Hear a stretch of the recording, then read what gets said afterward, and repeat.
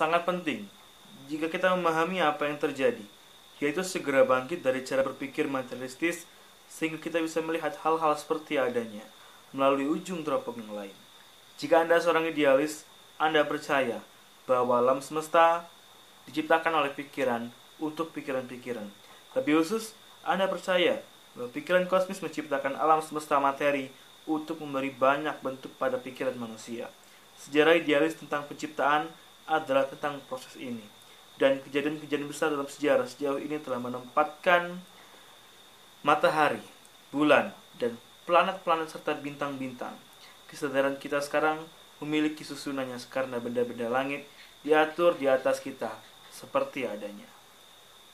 Dengan bulan di tempatnya untuk memantulkan cahaya matahari ke bumi, dengan proses ini memancarkan kembali dalam mikrokosme di dalam tengkorak manusia, dan dengan materi sejak yang memiliki kepadatan yang cukup sehingga pikiran manusia tertutup, kita telah mencapai titik itu ketika anatomi dan kesadaran manusia telah mencapai sebuah bentuk seperti yang kita kenakan sekarang ini. Kondisi dasar membuatnya mungkin bagi manusia untuk merenung atau berpikir sekarang terjadi. Bagaimana tidak ada lagi hal yang perlu dipertimbangkan. Dalam sejarah rahasia, juga ada sebuah dimensi khusus seksual untuk perkembangan diri. Para pendeta misteri percaya bahwa ketika lentera Osiris mundur ke tempat yang tertutup, tulang tengkorak mulai menguasai posisi yang kita ketahui sekarang sebagai kelenjar pineal. Penis yang berdaging itu mencuat. Menurut kearifan kuno, penis adalah bagian terakhir tubuh manusia menerima kehadirannya. Bentuk jasmani, indah. Itulah alasan seniman-seniman pada perkumpulan rahasia seperti Michelangelo dan Signorelli, saudara Leonardo sebagai sesama anggota, sering menggambarkan penis manusia dalam mitologi dengan bentuk mirip tumbuhan.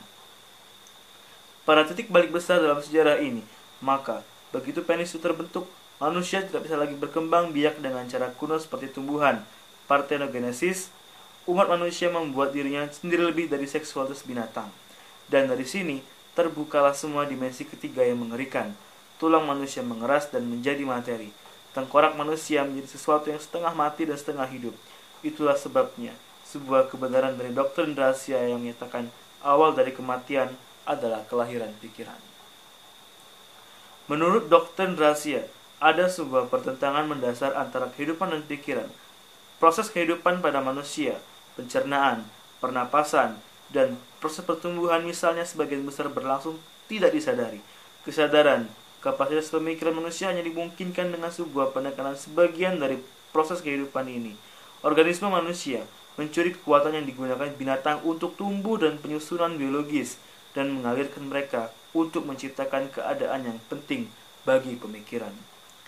Dikatakan bahwa ini adalah salah satu dari alasan mengapa manusia adalah binatang yang relatif bisa disebut sakit-sakitan. Pikiran manusia adalah proses mematikan, membatasi pertumbuhan dan umur panjang. Ketika proto-manusia masih merupakan makhluk nabati, mereka tidak mengalami kematian. Ketika mulai mengalami sifat binatang, mereka mengalami sebuah awal dari kematian. Ini adalah sebuah pengalaman seperti tidur bermimpi. Tidur itu, bahkan ketika sangat lelap, tidak lagi memberi kesegaran yang sangat diperlukan oleh manusia. Ketika tulang manusia dan tubuh bumi mengeras dan menjadi bulan kaku, sehingga mendekati keadaan sekarang ini, manusia tidak bergerak terlalu bebas. Bahkan dengan rasa sakit, panggilan kematian menjadi semakin keras hingga menjadi tidak tertahankan. Tidur semakin nyenyak hingga menjadi seperti kematian, dan kemudian menjadi kematian yang sesungguhnya. Sekarang manusia akhirnya terjerat dalam lingkaran liar kehidupan, kematian dan kelahiran kembali. Lingkaran yang di dalamnya makhluk harus mati untuk memberi jalan pada generasi berikutnya. Mereka sekarang hidup di sebuah tempat di mana ayah harus mati untuk memberi jalan pada anak laki-lakinya. Raja harus mati untuk mewariskan pada seorang pengganti yang lebih muda, lebih kuat.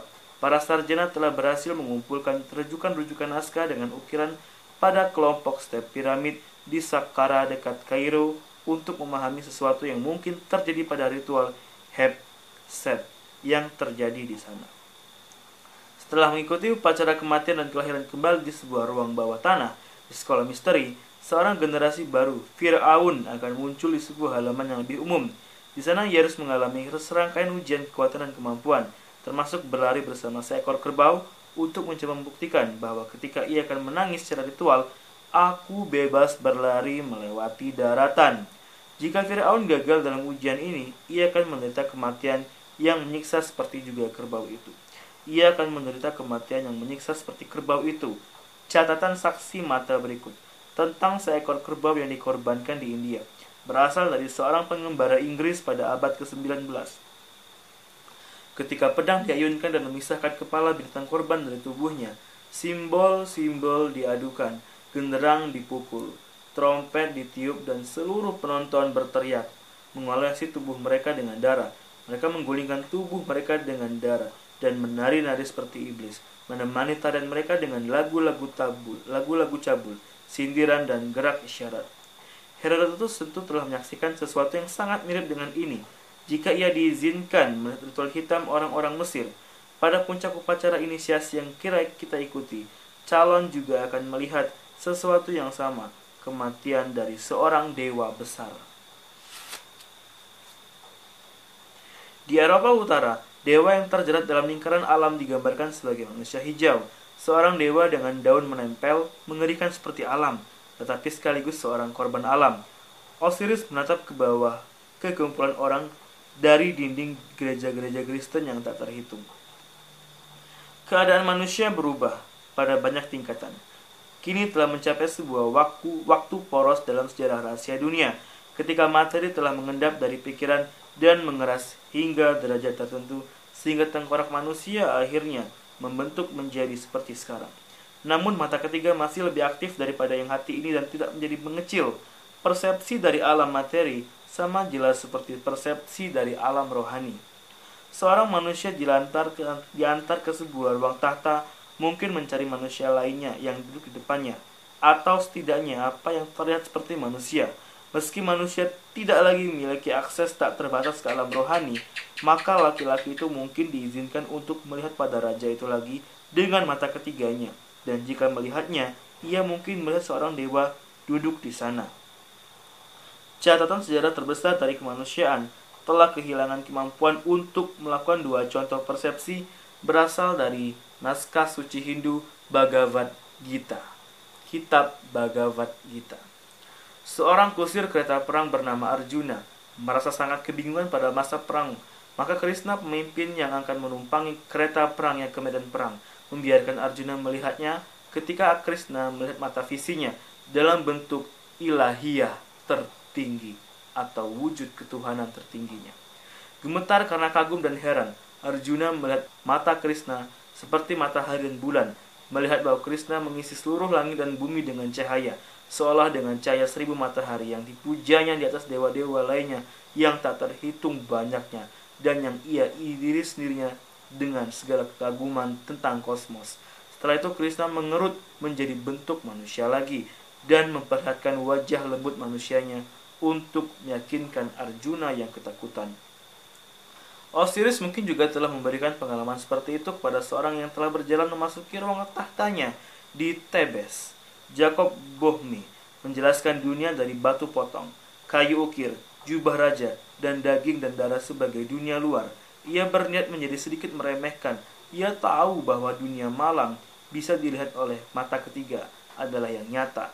Dan di tengah-tengah dunia yang berdarah-darah, sakit, kematian, basah, kuyup, di dunia itulah pengikut Osiris sekarang menemukan diri mereka sendiri dan bergantung di sana. Oleh karena itu, mitos Osiris memiliki banyak lapisan makna. Tetapi yang terutama, ini adalah mitos tentang kesadaran. Hal itu memberitahu bahwa kita semua harus mati, tetapi untuk dilahirkan kembali. Inti dari kisah ini adalah bahwa Osiris dilahirkan kembali tidak ke dalam kehidupan biasa, tetapi ke keadaan kesadaran yang lebih tinggi. Aku tidak akan merusak, katanya dalam Book of the Dead. Aku tidak akan membusuk, aku tidak akan menjadi bau, aku tidak akan berubah menjadi cacing. Aku akan memiliki diriku, aku akan hidup, aku akan hidup.